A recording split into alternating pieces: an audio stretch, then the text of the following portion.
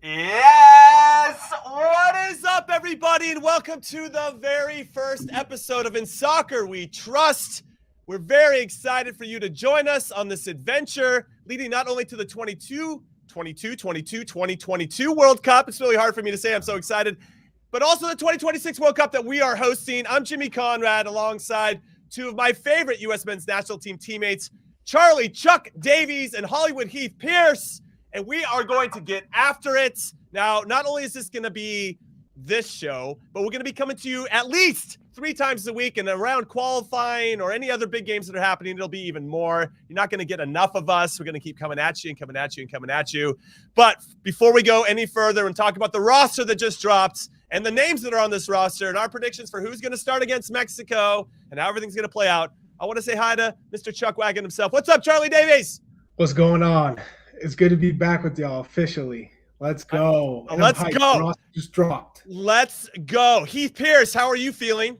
I mean, we'll get to that, but we got a thumbnail, and Charlie's got the whole side pose, like executive look.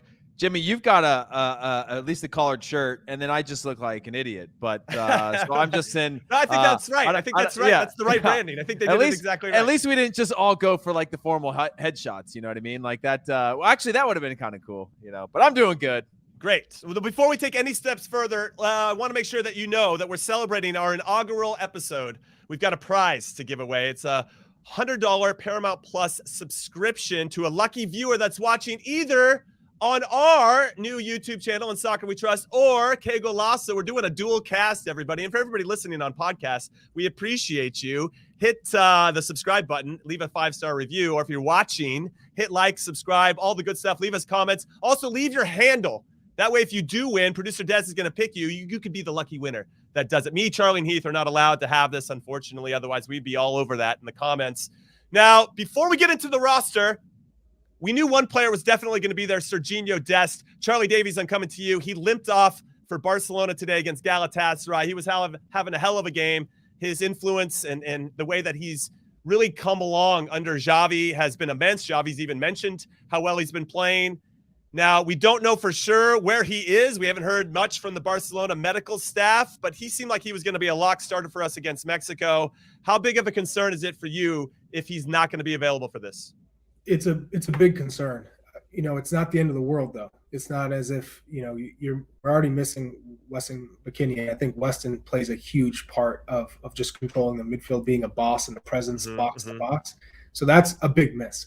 Now, Sergiño Dest, I think, has turned it around with Barcelona thanks to Xavi putting the pressure on him.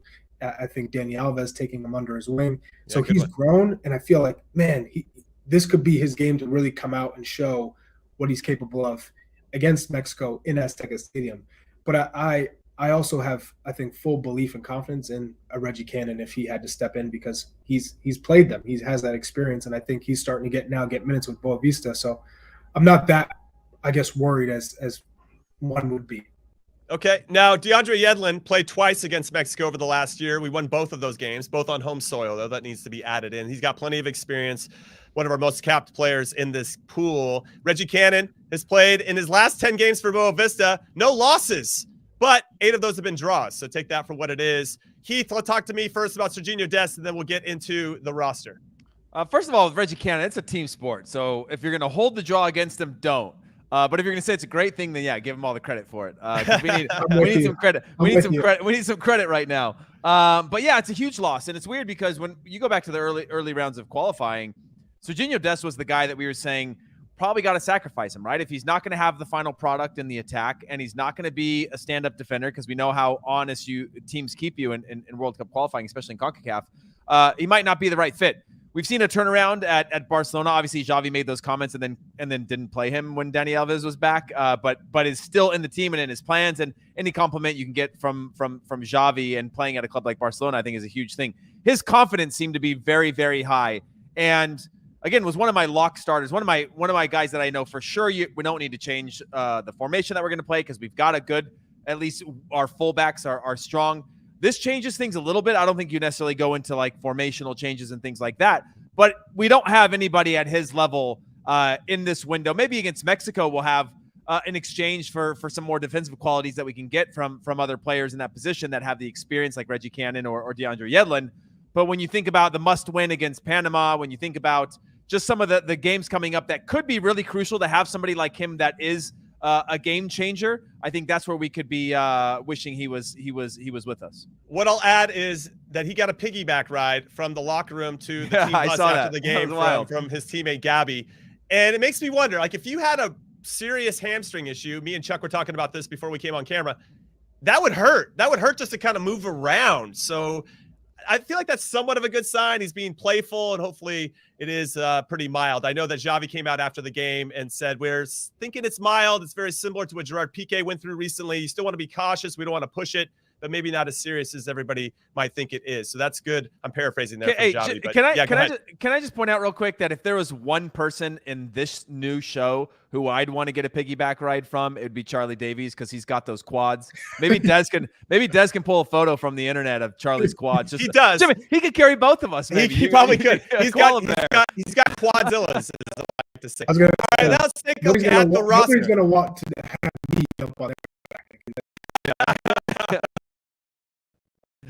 Chuck, I'm going to come to you. Any big surprises for you overall? When I'm looking at the goalkeepers first, Horvath obviously getting a lot of time for Forest, only giving up 2 goals in his last 5 games, but his competition might be angling to get back into the team. They're saying that Bryce Samba, the player that he replaced in goal for Forest, has better distribution skills. I saw a big article from one of their top fans going that, yes, we like that Horvath is growing into the position, but Samba can actually pass better out of the back. When you think about Mexico, you think about some of these teams, it does help when Stefan can get out there and knock the ball around. Now, Zach Steffen, speaking of him, on the bench for the first time since February 9th. He played last February 5th against Fulham, I think, in the FA Cup.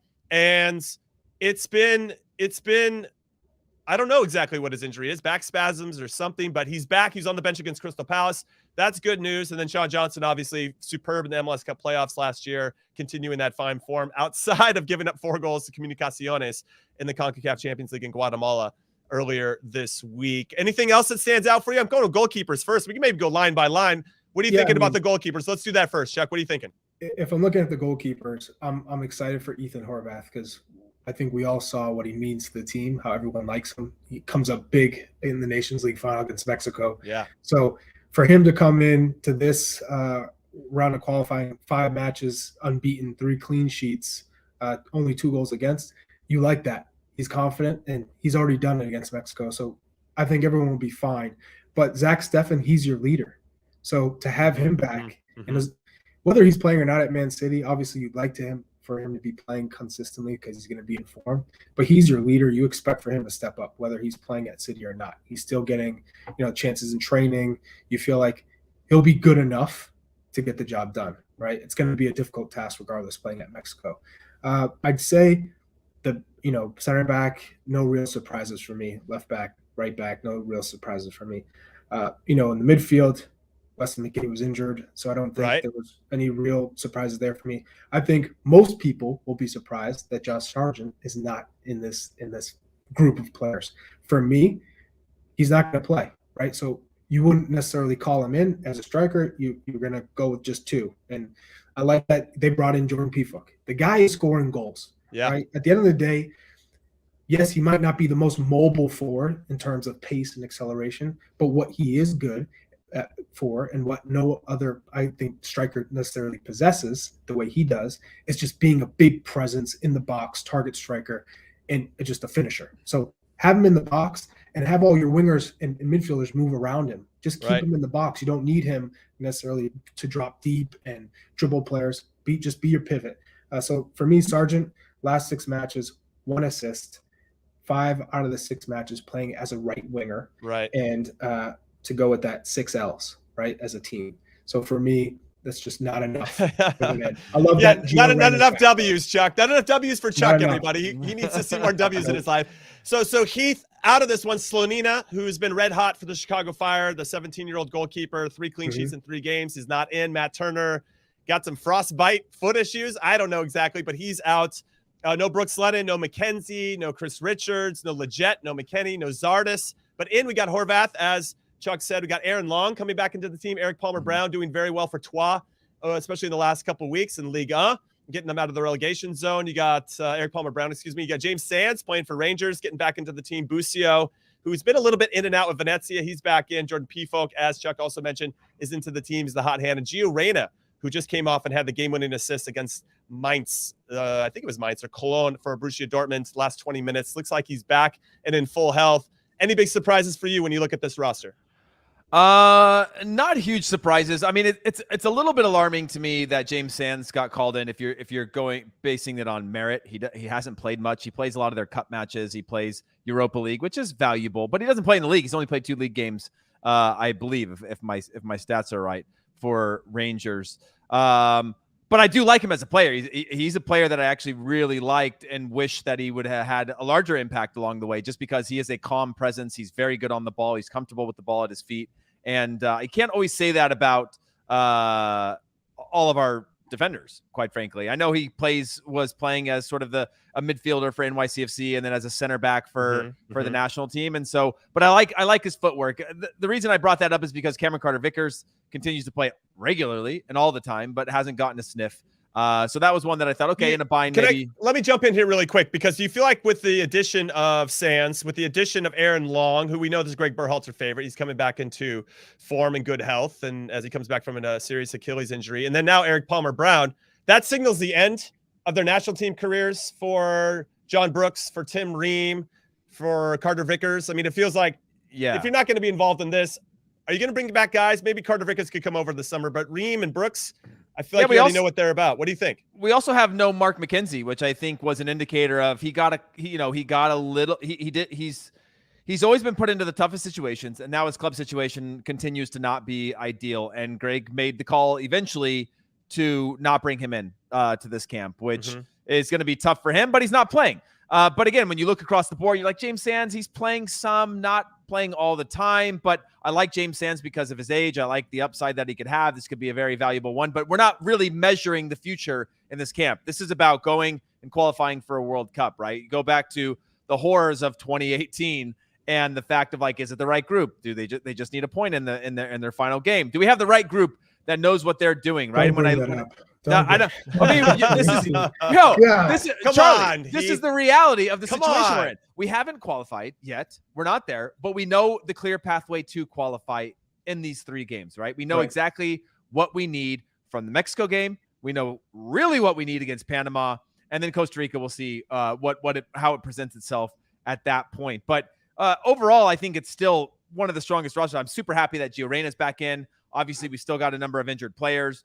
Sebastian Lletget was one that I thought started the season very well and thought that he could have a role. Charlie, would love your take on that. Jimmy, you've obviously known the stats of Sebastian Lletget so far, but knowing that he's in New England now, what you might or might not see, or what Gregg Berhalter might have decided against that, especially considering the fact that he was a crucial part of a couple of years of Gregg Berhalter before Weston McKinney emerged as the Weston McKinney that we know, and was a two-way midfielder in many of those games, providing a number of goals and assists. Yes, not in qualifiers. Yes, not in the big games, but during a very important part of Gregg Berhalter's phase. Okay, before we get to Chuck, because I want to hear your thoughts on Lletget and anything happening with the New England Revolution. And I'm still bitter they lost in the Concacaf Champions League last night. They're having a 3-goal lead against Pumas. Got to have some better in-game management, Bruce Arena and the team. And Charlie. I know they're missing some key players. But I do want to remind everybody, got to remind everybody, hit like, hit subscribe, turn on the notifications, and make sure if you're on the Que Golazo Pod YouTube channel, come over to In Soccer We Trust. If you're listening on the podcast forum, make sure you subscribe and leave a 5-star review. This is us playing the game. We want to play the game so we can continue to give you guys more and more of this amazing content on a regular basis. Now, Chuck, I'm coming to you.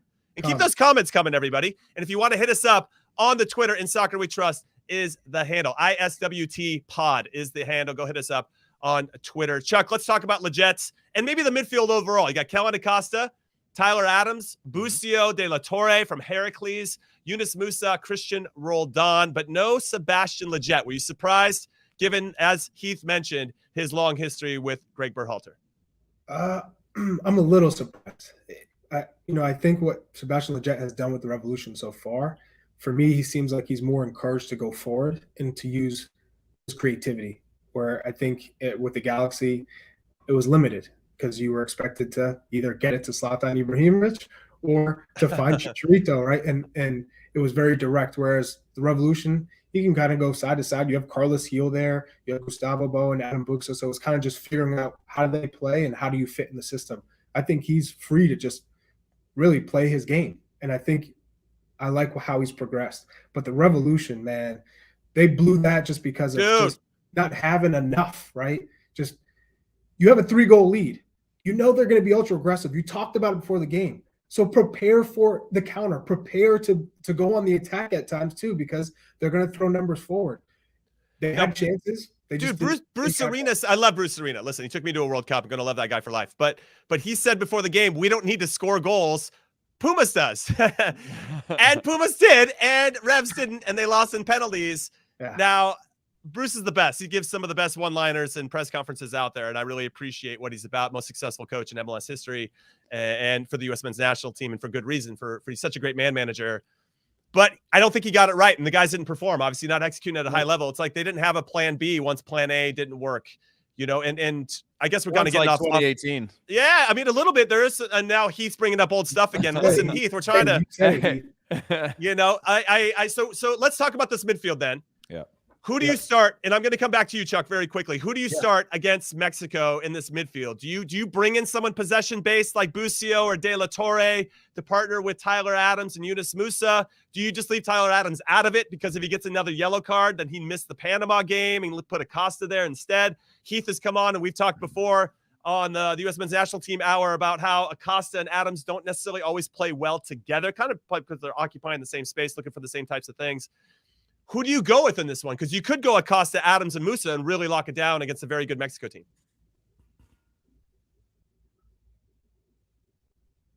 Chuck, is that Charlie?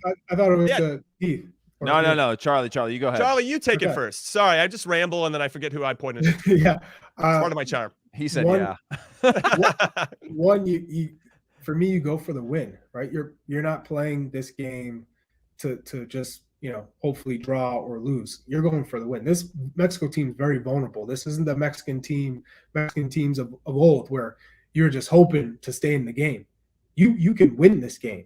Mm-hmm. And if you win this game, it sets you up perfectly for the rest of the 2 matches left. So I think for me, you have to start Tyler Adams. Okay. I like what I've seen from Kellen Acosta against this type of opponent. I think you play him. He has a ton of experience. He's done well against Mexico. Play him. And then I think the decision for Gregg Berhalter is, do you go with and then you play Yunus Musa. I think that's what you go with. Those are your 3. And then you allow who your 2 wingers are. I think Timothy Weah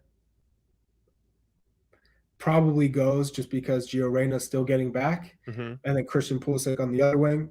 And then you play Pefok up top. And you use, you know, Timothy Weah to try and get in behind, use his pace. Christian Pulisic, you tell him, hey, stay on the left.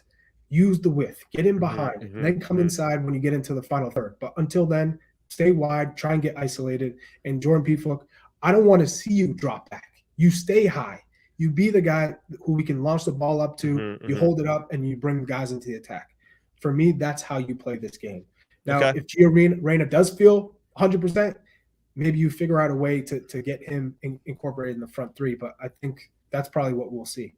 Okay. No, I like that. How about you, Heath? What are you saying with the midfield with regard to what do you go with? Because there is some value, I would say, to having a De La Torre or a Busio that can maybe help you transition from defense to attack. Whereas, not to say Acosta can't do it, but he's not as smooth or as clean as I'd say those other 2 players are. And I think Yunus Musa and Adams, well, the thing is, a lot of people in the chat and comments are saying no way you risk Adams against Mexico because we got to have him for Panama. Where are you on who that middle 3 should be? I mean, that's tough. I certainly think that having Musa, Adams, and Acosta, MAA, is it now? MAA? Yeah, sure. MAA, AMA. Like, I think that in itself is solid. I think you have to be able to have that hard conversation with Adams of saying, hey, they're going to target you. They're going to go after you. If you can't handle yourself in that, like, number 1 priority is we need you for that Panama game for sure. I don't like when Adams and Acosta play together. I think they're duplicative. I think that they sort of offset each other. They get into each other's way a lot. But when I think about the fact that you're going to have to win the ground game, you're going to have to earn the right to play against Mexico. You're going to have to scrap and battle and chase players down and get caught up in the emotion of winning space on the field. You definitely want Adams and you definitely want Acosta because they're going to do that. I think Acosta and Musa are my two sure starters for sure. Adams is one that I worry about for yellow cards because of the fact that I'm saying you got to go and you earn and you fight and whatever, that it's easy to get caught up in that and that could lead to a yellow card at some point in the game. I just worry about from there, if you don't have an Adams, who else is fighting, right? Busio, yeah, he's shown a little bit over time with Gregg to have a little bit more emphasis on the fight. He hasn't played enough, though. He's played like twice in the last month, you know. And he doesn't cover ground like Tyler Adams. You got to think about that. I think he played with 2 6s in this match. Yeah. So there's some comments, and we're seeing them. Like, there's no way that I think this is Heath's burner account that you play Acosta and Adams together. You know, he's talking and typing at the same time. Yeah. Really talented there, Heath, multitasker extraordinaire.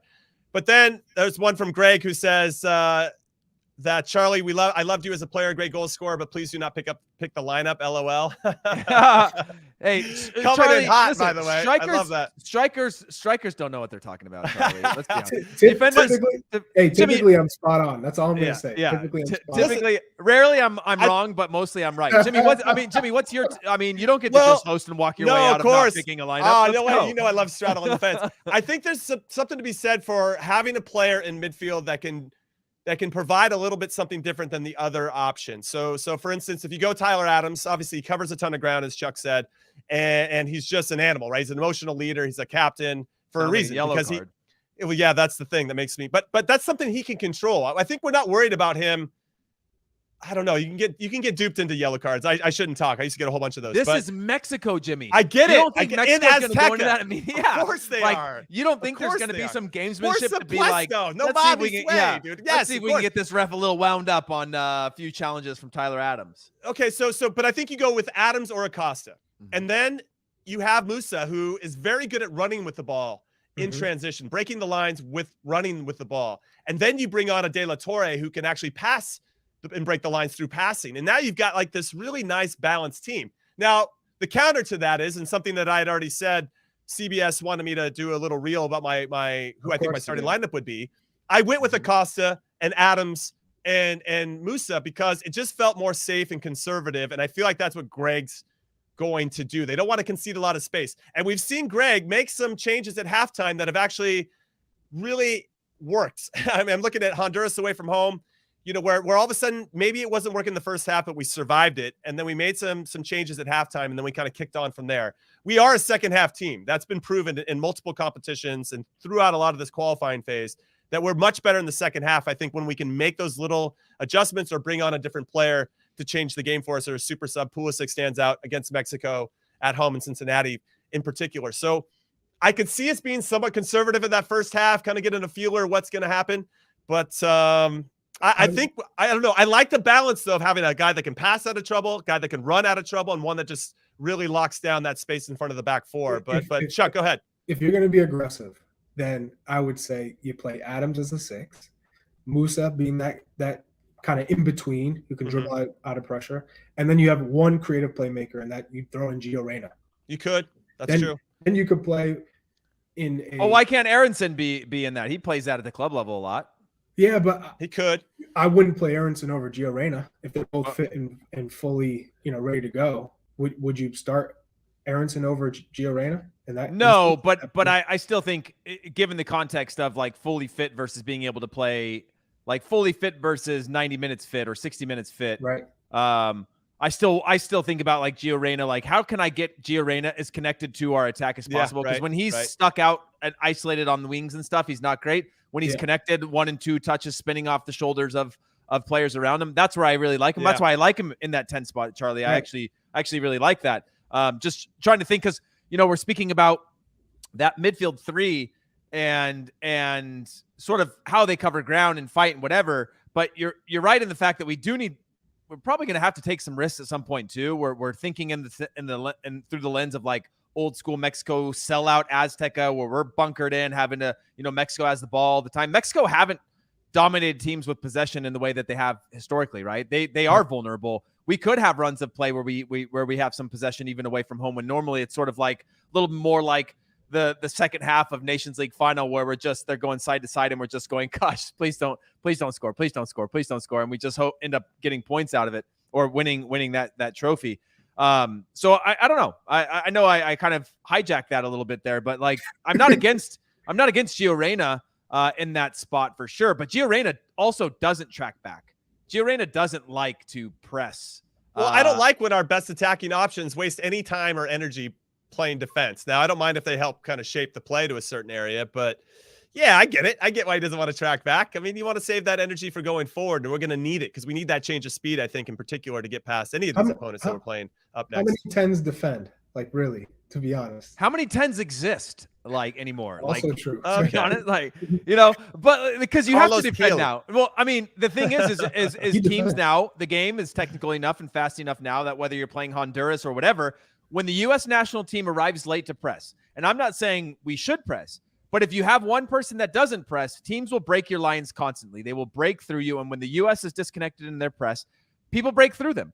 And that is a lot of extra work that now are going to have to go on our double pivots or on our back line to have to recover, and other players around the field, that if you're going to have at least a cohesive press or have a higher pressing game, which Gregg Berhalter likes to do, then you at least have to have somewhat of an honest press for your first three, or at least make the game predictable or the triggers predictable so people know where the ball is going.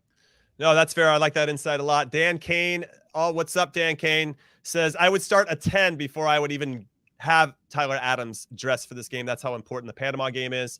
So I appreciate you and your support, Dan Kane. And speaking of Dan Kane and his support, make sure you hit that like and subscribe button, especially if you're here from the Que Golazo Pod channel. Make sure you subscribe over to Here in Soccer We Trust. We're coming to you 3 times a week with your 3 favorite former national team players, Charlie Davies, Heath, Pearce, and myself, Jimmy Conrad, as we break down all the action surrounding the U.S. men's national team, women's national team, youth national team, any big news that's happening around U.S. soccer, we're going to cover it here. And we're coming to you at least 3 times a week. And because this is our first ever episode, we have a gift for everybody. So make sure you leave your handle, Instagram handle or Twitter, in the comments section so that you can win a $100 Paramount Plus subscription. Yeah, I said it. Go make that happen right now. Get those likes going, hit those subscribe buttons, and then, of course, leave us some comments. If you're listening to this, next time you know that if you see us go live, and make sure you follow us on Twitter, ISWT Pod on Twitter, then you'll know when we go live and you'll have a chance to win a sweet gift in the future. Hopefully we'll have some sweet merch. I really like our branding and, of course, the thumbnail that we got as well that he's still crying about, or I know he's crying inside about. Now, I know I started, everybody, with the central midfield. And I feel like, well, that's the cliche, right? Games that are won or lost in the midfield. I feel like we've kind of got that figured out, but I kind of want to hear from everybody that's watching and or listening. Hit us up again, ISWT Pod on Twitter. Do you start Tyler Adams in this game, knowing that if he gets one more yellow card, he misses the Panama game? Charlie, I'm going to start with you. Yes or no? Yes. Start Tyler Adams. Heath Pearce, yes or no, Tyler Adams? Damn it. Oh, gosh. Yes. Yes. Jimmy, yeah, you? I think you have to start him. You have to start him. Yes. You play your you best go for players. the win. You play your best players. By the way, I talked to Anibal Godoy from Panama, and I kept trying to get him to talk about the U.S. game, and he was like, the first game matters the most, right? They play against Honduras. Panama plays against Honduras, and I keep thinking to myself, like, I should be thinking the same. We should be thinking the same against Mexico. As Charlie said, we should be trying to win against Mexico, not thinking about, like, whatever happens here, we're going to go and win against Panama. A win against Mexico propels us to whatever ends up happening against Panama. And so I agree with that. Tyler Adams starts for me. So what I'd say, though, is he's got to be very disciplined on the emotional side of it, because it's very easy to get wound up, especially against the Mexico team that likes to keep possession. That all of a sudden, if they have possession at Azteca, you're going to get a lot of oles, and that's going to get you all fired up. We used to turn red every once in a while, want to go 2-foot somebody when we're not having control of the game, and Mexico's very good at controlling the game. It's kind of back and forth though in the comments section of yes, we should absolutely have to play him, and no, what are we even thinking? You don't have any change of your mind, Chuck. You got to play him 100%. 100%, Jimmy. If you're in the same position, okay, you're the starting center back. You're playing well.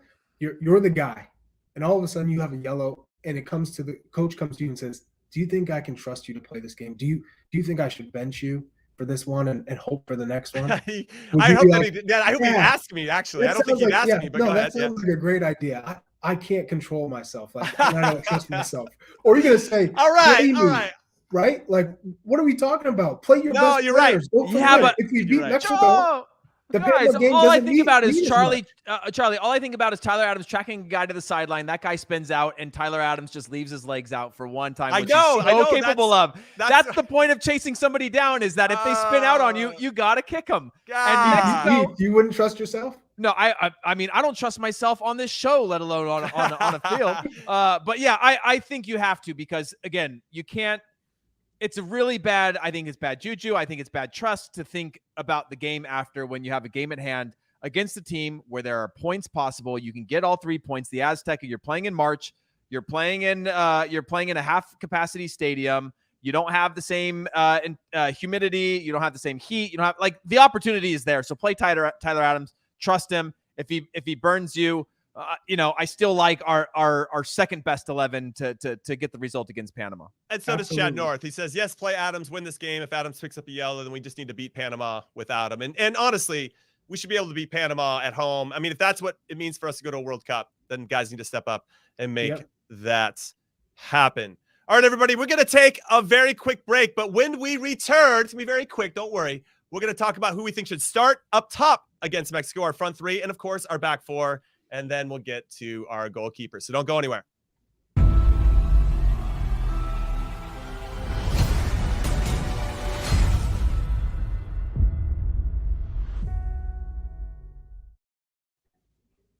All right, welcome back, everybody, to In Soccer We Trust. New podcast from CBS Sports. I'm Jimmy Conrad alongside Charlie Davies and Heath Pearce. And I know that if you're listening to this, well, you're missing out, because we got a nice photo of Charlie Davies' quads right now. Look at those quadzillas.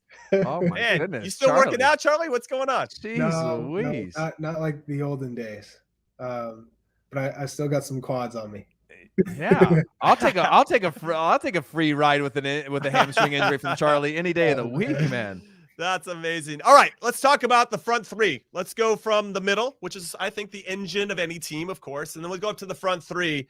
And Heath, I'm going to let you start this time. Who do you start? Now, I want to make sure that I remind you that when we talked about up the front three for us before, that we kind of almost agreed that Brenden Aaronson and Christian Pulisic maybe are duplicative, as you like to say, a word I think you made up, but I'm just going to keep repeating it anyway to make sure it's real. I've gotten that word wrong so many times that I know that's right. Okay, good. Okay, so that's a real word. Now, if Gio Reyna is healthy, if you don't put him in the 10 spot, would you consider him as more of a inverted winger, or, as Gregg Berhalter likes to say, a double 10 that plays underneath our number 9 spot? Who are you going with? Let's start with our wingers first and then get to your number 9. Here's the thing: is the U.S. has started so poorly in every game in terms of scoring goals and scoring in first halves that I'm not worried about starting Gio Reyna. I'm actually happy to bring him in when the game opens up a little bit, knowing that he hasn't been in a while. Yeah, and could come in. Same with Brenden Aaronson. Like I like even Christian Pulisic when he was coming back. I like the ideas. We very rarely just sort of, outside of like what it was Jamaica in the first half at home in Austin, where we really sort of controlled the flow of play, created opportunities, and that sort of thing, even though we weren't really, making a lot out of it. So for me, just the starting team is just more about the balance of the squad and who's going to be able to. Of course, I've got Christian Pulisic on one side. When I'm thinking about who our lone striker is, I still like the idea of Jordan Pefok. Maybe we get it really wrong and he doesn't touch the ball at all. But I go back to our generations, and that probably spans, I don't know, 15 years or something like that. I thought you were going to say 50. I'm like, I'm not that old, dude. Yeah. No, let's say it spans like 11 years, but each of us had a generation of a striker that was willing to scrap and fight. Like, right? Charlie at his best had a number of different tools. Not only would scrap for fight, but he also, would chase the ball and kind of did a lot of that other work that some of these other strikers didn't. But when I think about Brian McBride, Brian Ching, when I think about Connor Casey, when I think about a number of these guys, target strikers, relieve pressure, draw good fouls so Kellen Acosta can get his foot on the ball to get you set pieces in good spots if you're not playing well. All those kinds of things. I think about a Jordan Pefok, being in and around the box, being busy, occupying the center backs, those types of things. I just want him there. And then on my wing side, on the other wing, I don't know if I like Timothy Weah. Hasn't been getting the minutes that I wish that he would have, but in the national team, he seems to come to life and has a little bit of that swag right now, and hopefully that carries on. Sometimes it doesn't over a month gap, but him being able to just stretch a team, knowing that a long lumped ball over the top might be something we get out of it, the old Charlie Davies style of pressure and chase anything because something could come of it. I like that. It unfortunately means that I leave Brendan Aronson off of that, but again, Brendan Aronson being the busy bee that he can be later in games when the game is a little bit more open and it's a little more predictable for him of where he can have his impact. I like bringing him off the bench as well as Gio Reyna.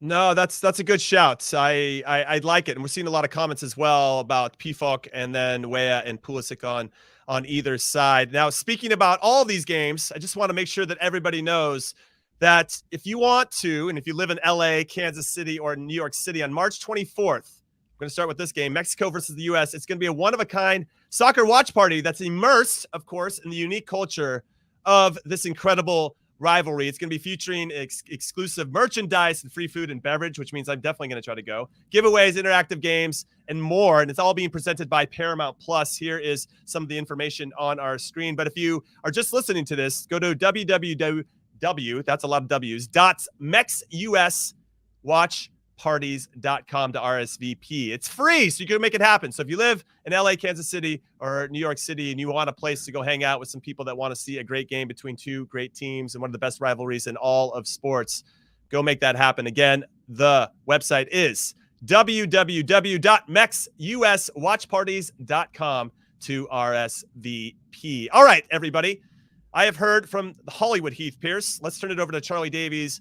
Who is your starting front three for this game against Mexico, Chuck? I think you go with Christian Pulisic on the left, you go with Jordan Pefok up top, and you go with Timothy Weah as your right winger. You bring in Gio Reyna, because I don't think he's necessarily ready to start a match. He just got back into it. Off for a long time, came back, also had a nagging hamstring. Now he's back, but you got to ease him in. I would like to see him start against Panama, and so he'll get some minutes in this game against Mexico, but I don't think he's ready to start, and that's a player you don't risk. That it's a different coming off when you're I think choosing between a yellow card versus an injury, right?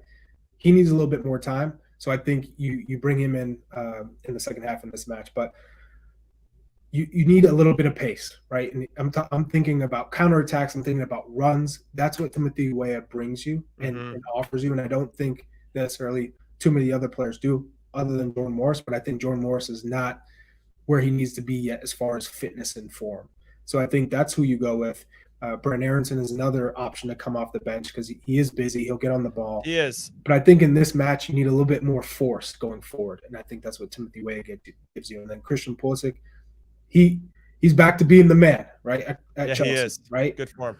I think he understands now less is more with this group of players. Because he's always felt, I have to do it all. I got to be the guy.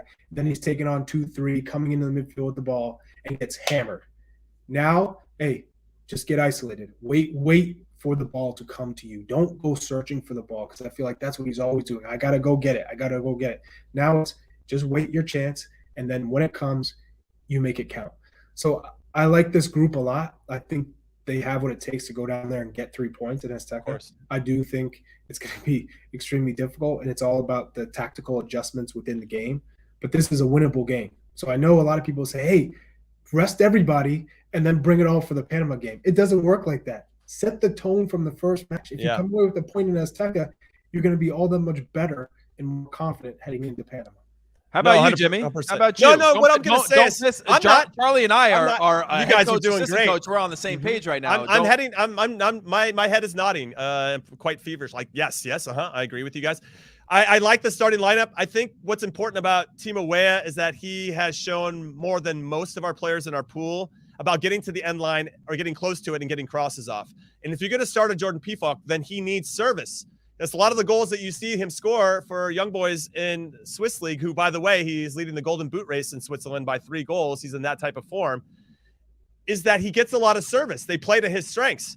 Now, if we're going to be that team that tries to be perfect and be cute, at the top of the box, and Mexico's just absorbing the pressure, which I don't see too much. They like to press us a little bit. But if we're not whipping in balls for allowing him to get into good spots to get his head on it or whatever it may be, then we're not starting the right guy. And so that has to be taken into consideration. And I initially thought maybe Brendan Aronson and Pulisic would be the two guys that are playing a little bit more. I think they're sharper than Timo Weah, unfortunately, who isn't playing as much for Lille. I thought he was going to get the start this past game against Chelsea because Ronaldo Sanchez was hurt. He didn't get the start. And then when he came on, he was unfortunate to be marked as Azpilicueta at the back post when they ended up scoring that goal.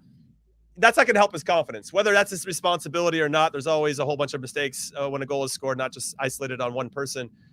But I think it impacts his confidence, and he hasn't scored yet for Lille this season. And even though he plays better for the U.S., and I think he's a lot more comfortable and feels more confident when he puts on our jersey, that still makes me, or gives me some pause. So that's going to be important. Christian Pulisic, if he does get if he starts on the left and cuts in on his right, he's not looking to hit crosses. He's looking to combine and hit shots from distance or curl it to the back post or whatever it may be. If he does get to the end line on his left foot, he's usually trying to find that little cutback to he's just trying to hit nice and hard and low. Not to say that Pefok can't get there, but it's just different than getting that service that is going to be in the air, that you can go attack the ball. These are the things that I'm thinking about when I'm thinking about who should start or who will start. I don't think Gio Reyna might be the guy yet to start yet. I think you bring him on at halftime, or you just see how the game's going. Like I said before about the midfield, if you want to make some changes, you try something and then go from there. If you want to be conservative to start, and as the game opens up, I like Brendan Aronson as a super sub. I like that shout a lot. So it's changed my mind with regard to who you start. I like Pulisic.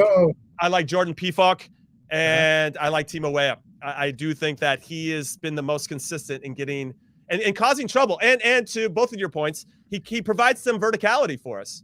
So he does have a tendency that if Pefok does want to drop into midfield to go get the ball, that at least Timo Weah is going to get in behind. Pulisic can do it too, but to Chuck's point, he seems like he wants to get around the ball so much he drops almost too deep at times to go get it because he just wants to get touches. And I understand that. He feels like he has that responsibility on his back.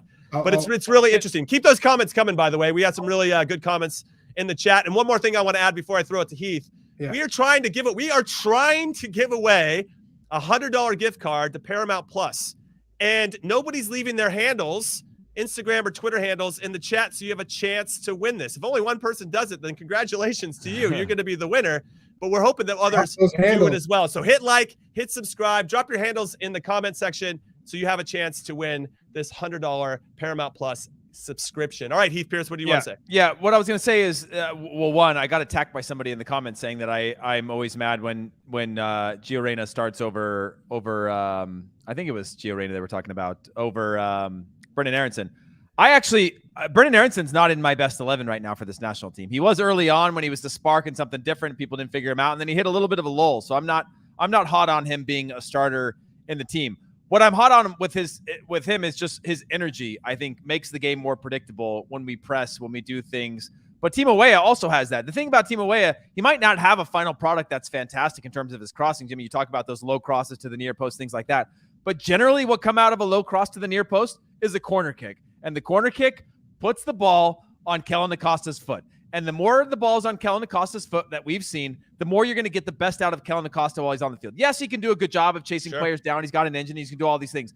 But where he's really provided value in this national team that makes him almost indispensable when he's of getting him into games at the right times is set pieces from wide areas, corner kicks, putting the ball in dangerous spots so that we can get the most out of other players that we have on the field. And so, that was the only thought that I wanted. I know Charlie wanted something to say. Go ahead, Charlie. I would just also say that Pefok gives you something on set pieces. If we're talking about it does. One of Mexico's weaknesses and great point and a huge weakness, it's set pieces. Jordan Pefok is a beast on set pieces. You throw in Walker Zimmerman, you throw in Miles Robinson, who has already scored on Mexico in the Gold Cup. You have a number of options who can get on the end of crosses. So I like Pefok also starting just because he gives you that added dimension to the game. And set pieces might win you this match in Mexico. Well, I think Jimmy. Let me, a few matches. Let me say something. Let me ask you something, Jimmy. I want your because we talk a lot about set pieces, and I think some people sometimes see that as an excuse to whatever. But for set pieces, for you, right? All three of us have been in these environments before where you might go long periods without touching the ball, right? And you need somebody that can, a set piece could change everything of just the importance of how hard it can be to score away from home in World Cup qualifying, Jimmy, for you. And then you yourself and both of you who are good on set pieces, how important that can be when things aren't going your way, just to have that threat. And the U.S., without Kellen Acosta, hasn't really been a threat on set pieces.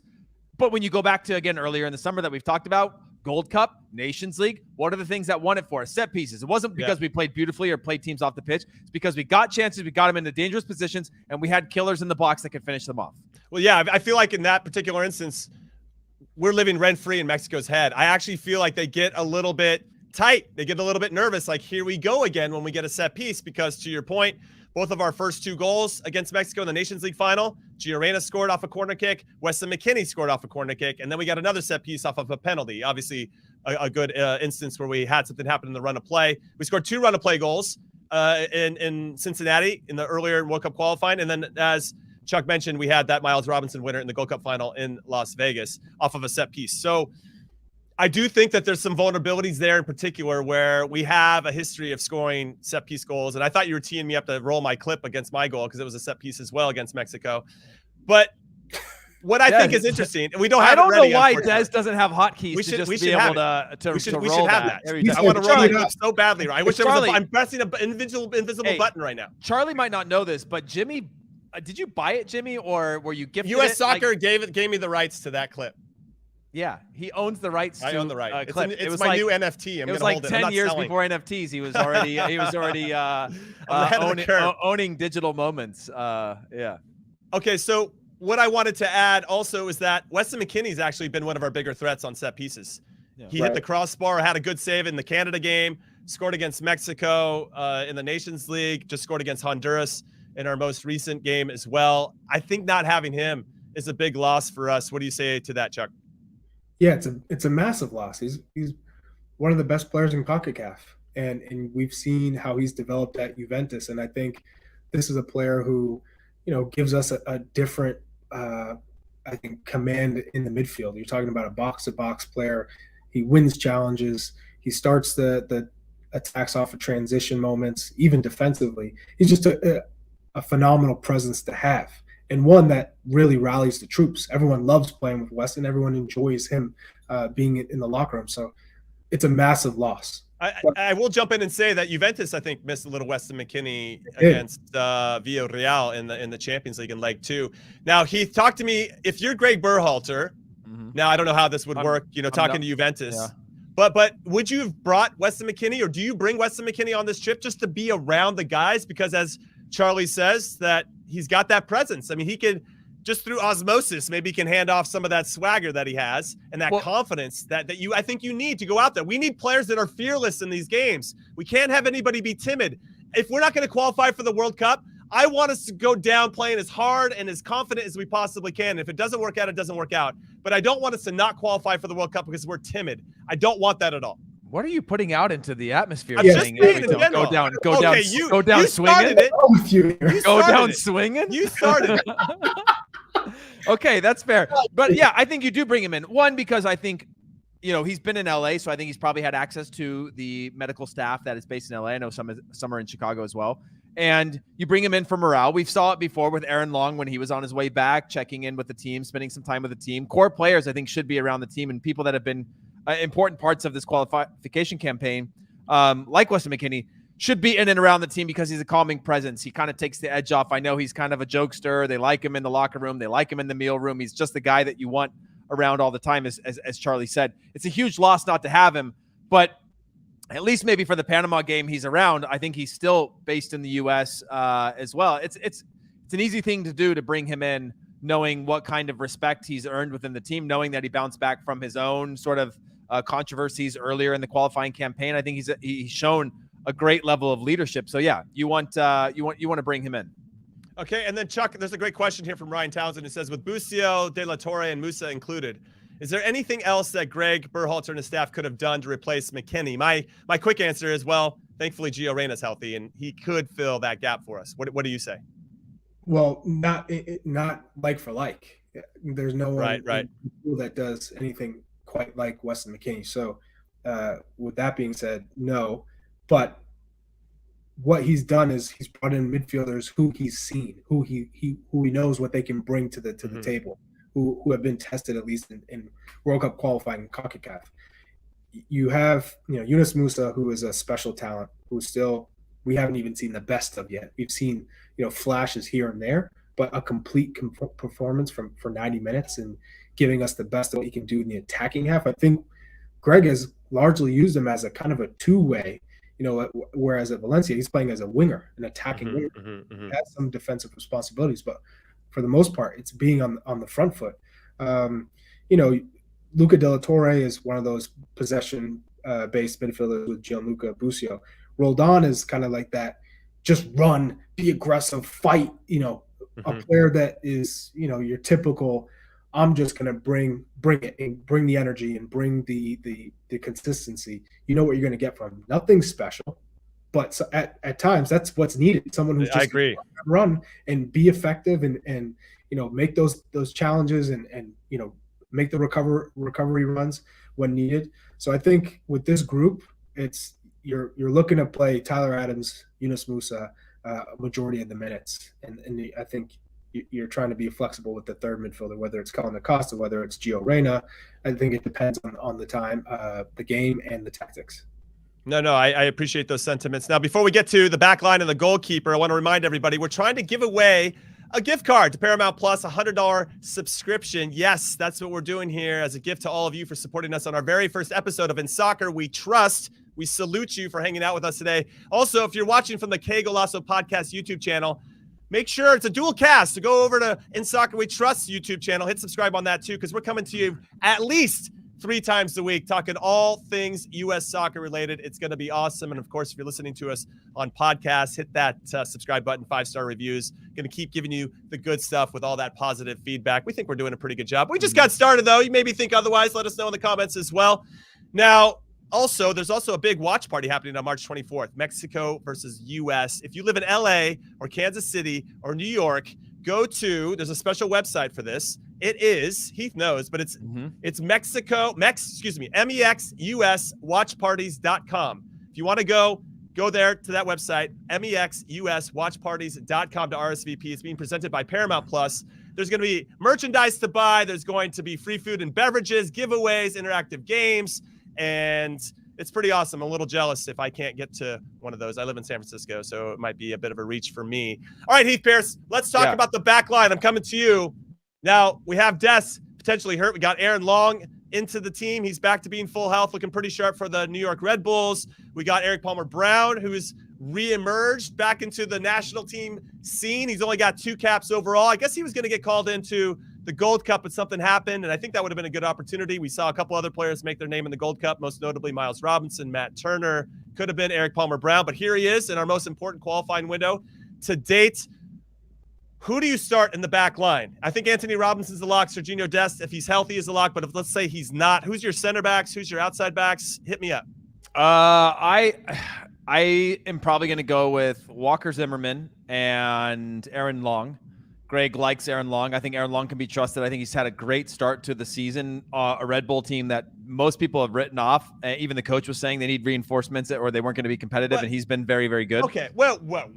Jimmy, Miles Robinson has not been good. I get that, but there's something about rapport, right? I mean, Miles Robinson and Walker Zimmerman know how they move together as a partnership in high-pressure situations, and Long and Zimmerman don't. And I think that needs to be taken into consideration, but continue. I agree, but I don't.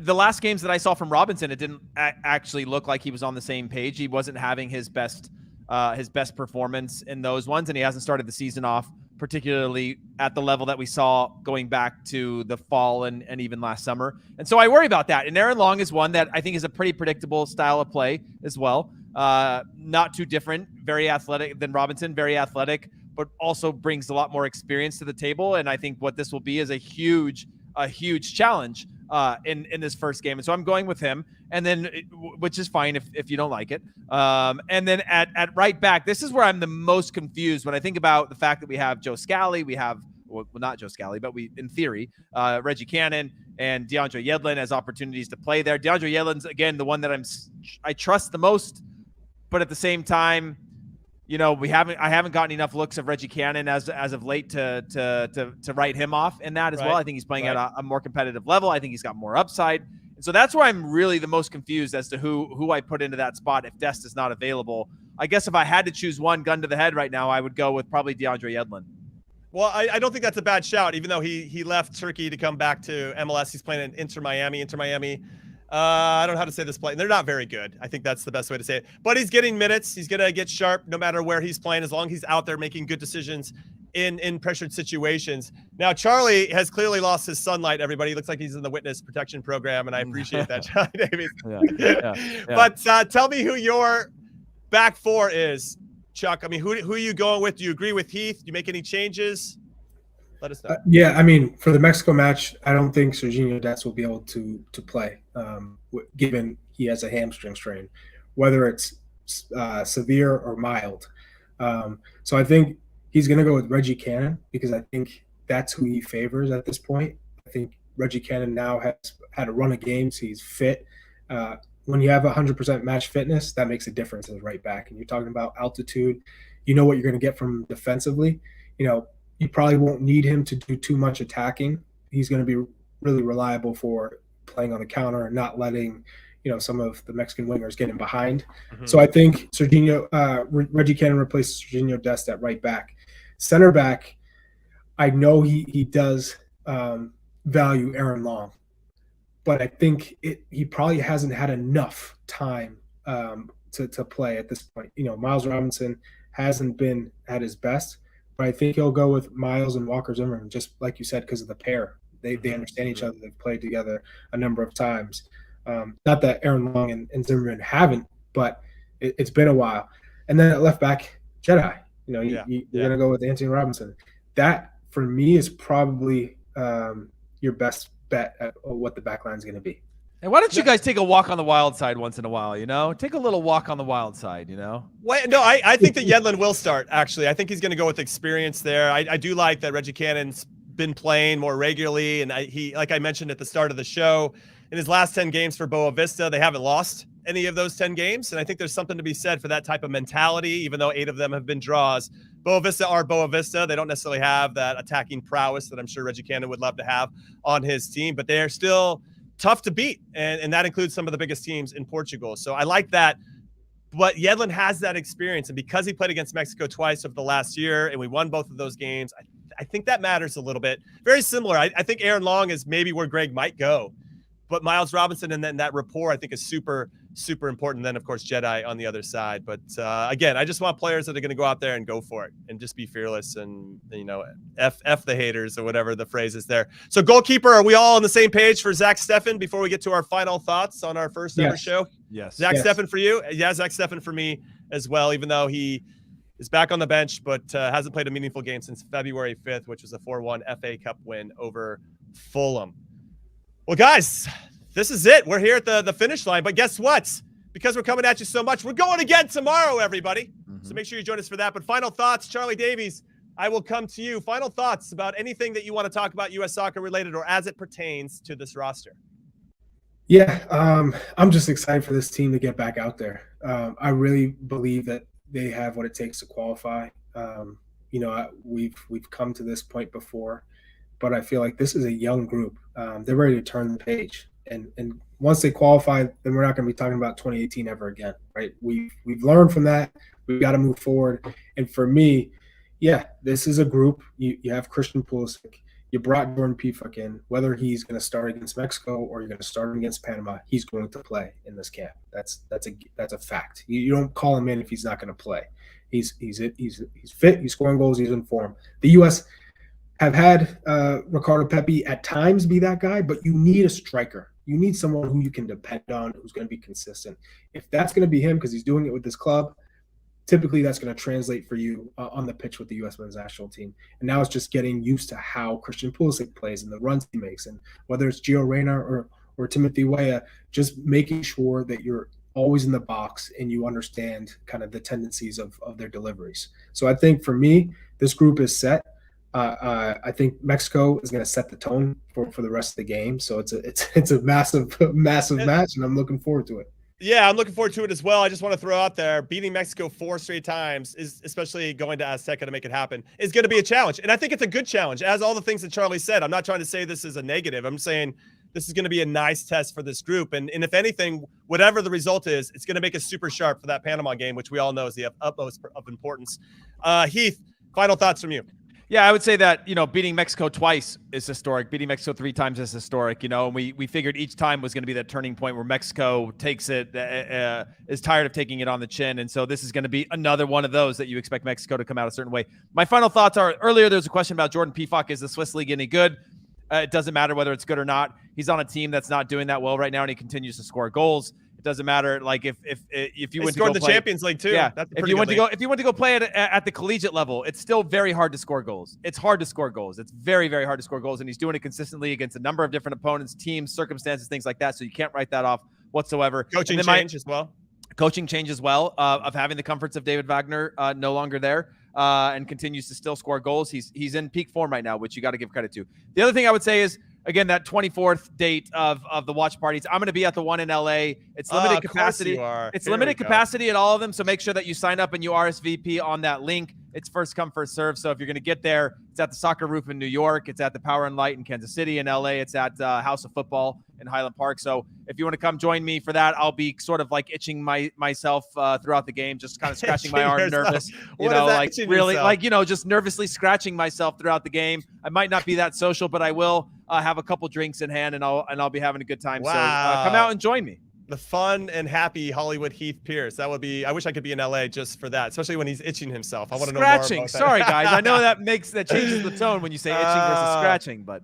All right, my final thoughts, everybody, outside of thanking you for joining us for our first ever episode of In Soccer We Trust, is to remind you we have another show tomorrow here on our YouTube channel. It's going to be live.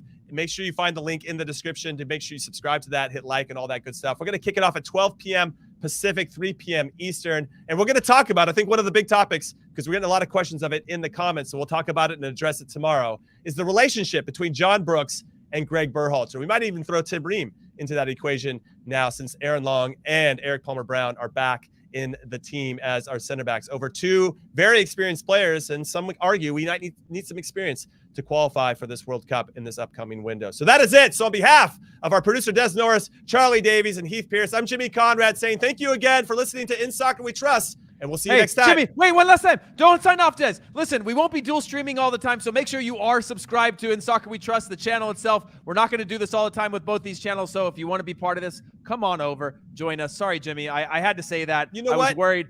I love it. I love it. We're a team here. Yeah. We're a team. Thank you, everybody.